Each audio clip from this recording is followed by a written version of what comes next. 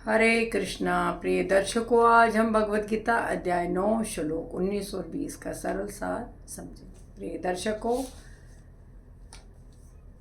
जैसे कि पिछले श्लोक में भगवान श्री कृष्ण ने बताया कि वह ही जगत के पिता माता पालन करता पितामह और सच्चे मित्र है। समस्त सृष्टि उन्हीं से उत्पन्न होती है और उन्हीं में स्थित है।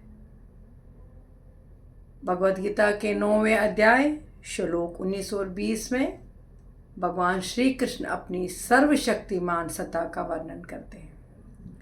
वे बताते हैं कि प्रकृति में होने वाली सभी गतिविधियों के पीछे वही परम शक्ति कार्य करती है। साथ ही वे ये समझाते हैं कि जो लोग केवल स्वर्ग की प्राप्ति के लिए वैदिक कर्म करते हैं, उन्हें सीमित फल ही प्राप्त होता है।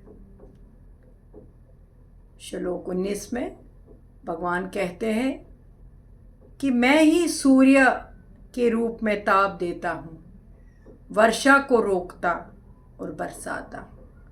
मैं अमृत भी हूँ, मैं मृत्यु भी। मैं ही सत्य नित्य और असत अनित्य हूँ। जैसे कि सूर्य की किरणें पृथ्वी पर जीवन को संभव बनाती है और वर्षा अन्न उत्पन्न करती है, उसी प्रकार संसार की प्रत्येक शक्ति का मूल आधार परमात्मा ही है।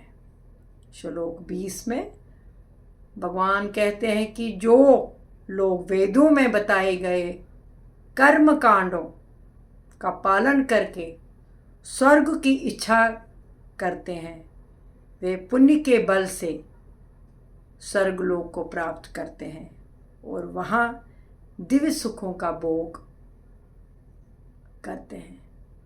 लेकिन यह सुख स्थायी नहीं होता है। जैसे कोई व्यक्ति कुछ समय के लिए किसी आलीशान होटल में ठहरता है, लेकिन समय पूरा होने पर उसे वापस आना पड़ता है।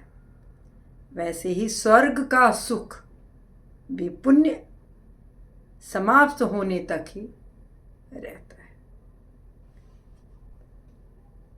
प्रिय दर्शकों, इन श्लोकों से हमें यही शिक्षा मिलती है कि परमात्मा ही समस्त शक्तियों का मूल स्रोत है।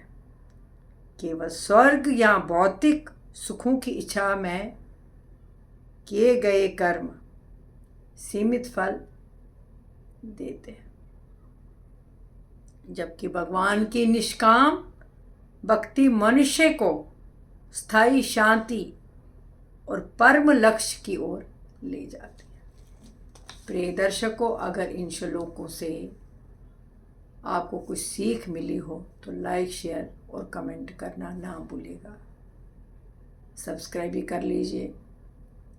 मिलते हैं कल और एक ऐसे ही श्लोक के साथ। तब तक के लिए खुश रहिए, स्वस्थ रहिए और गीता का ज्ञान बढ़ाते रहिए।